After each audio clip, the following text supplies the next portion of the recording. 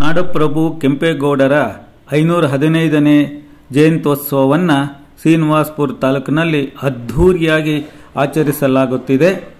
ಈ ಒಂದು ಕಾರ್ಯಕ್ರಮವನ್ನು ನಾವು ನೋಡೋಣ ಬನ್ನಿ.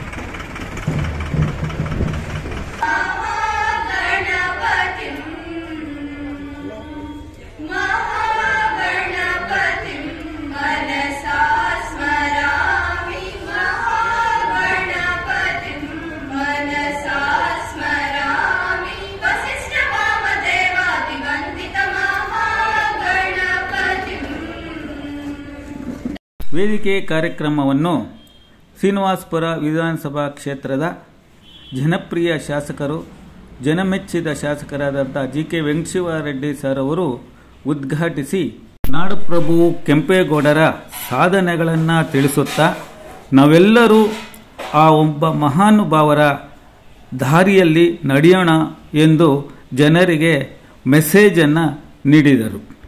ಪ್ರಮುಖ ಭಾಷಣಕಾರರಾದಂತಹ ಕೊಲ್ಲೂರು ವೆಂಕಟರೆಡ್ಡಿ ಸರ್ ಅವರು ನಾಡಪ್ರಭು ಕೆಂಪೇಗೌಡರ ಇತಿಹಾಸ, ಆಶೋತ್ತರಗಳನ್ನು ತಿಳಿಸಿದರು. ವೇಣೂರವರು ಎಲ್ಲರನ್ನೂ ಸ್ವಾಗತಿಸಿ CPJ ಮೇಡಮ್ ಮತ್ತು ಸುಬ್ರಹ್ಮಣ್ಯ ಸರ್ ಅವರು ನಿರೂಪಣೆಯನ್ನು ಮಾಡಿದರು. ಈ ಒಂದು ವಿಡಿಯೋ ಲೈಕ್ ಮಾಡಿ, ಶೇರ್ ಮಾಡಿ, ಸಬ್ಸ್ಕ್ರೈಬ್ ಮಾಡಿ. Thank you.